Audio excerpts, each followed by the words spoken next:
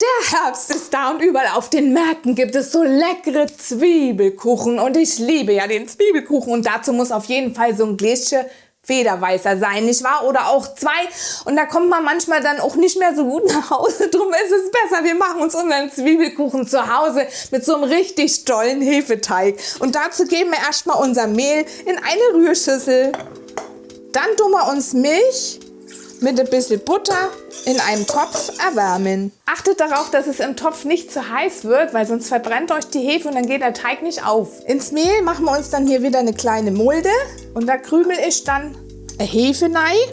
Die genauen Mengenangaben wie immer unten in der Infobox. So, und da geben wir jetzt noch ein kleines bisschen Zucker. Einmal mal testen.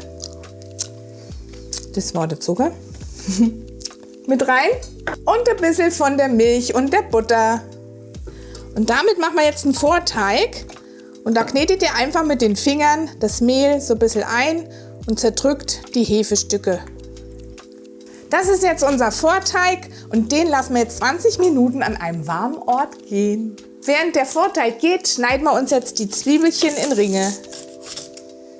Zwiebeln sind geschnitten und jetzt haben wir auch genug geweint und der Teig ist jetzt gegangen. Schaut mal, der Vorteig ist wieder so richtig schön aufgeploppt, ne? Und da kommt jetzt dann der Rest dann von unserem Zeug da mit rein und zwar noch ein bisschen Milch, Butter und das Salz und dann gebt los mit Rühre.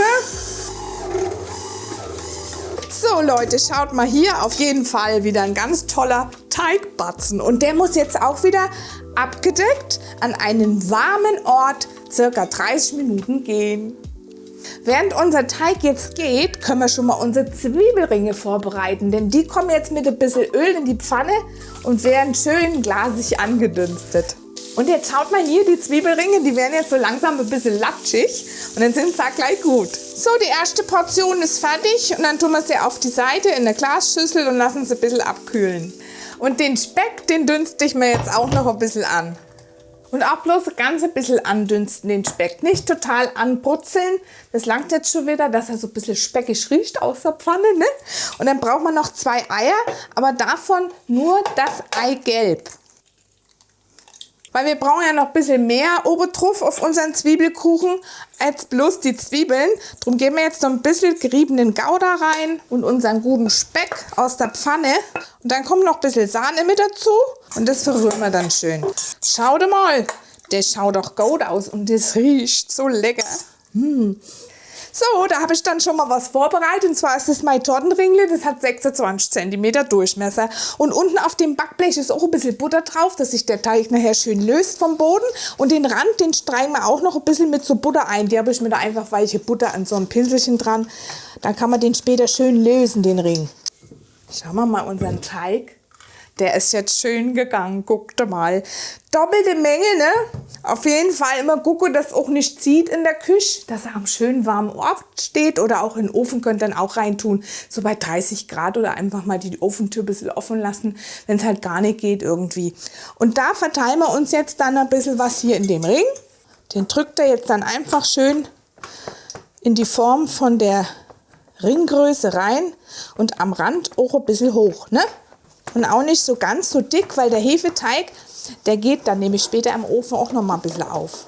So, schau mal rein, so ungefähr soll es aussehen. Auch am Rand guckt dann ein bisschen, dass der ein bisschen gerade ist, dass ja nicht irgendwelche Berge dann irgendwie im Gelände sind. Und dann geht man jetzt als nächstes mal so richtig ordentlich Zwiebeln oben drauf. Und weil das jetzt nämlich auch ein Zwiebelkuchen wird, ne? Drum sind wir nämlich mit den Zwiebeln gar nicht mal so geizig. Jetzt male ich mir noch ein paar rote und ein paar schwarze Pfefferkörner. Weil so ein frisch gemahlener Pfeffer gibt natürlich auch nochmal ein extra leckeres Geschmäckle, ne? So, jetzt müssen wir dann noch unsere leckere Füllung mit drauf geben. Und die verteilen wir dann jetzt schön auf dem ganzen Kuchen. Eine Höhe ungefähr gleichmäßig verstreichen. Und zum krönenden Abschluss noch eine kleine Prise Muskat. Und jetzt geht's dann für ca. 40 Minuten in den Ofen.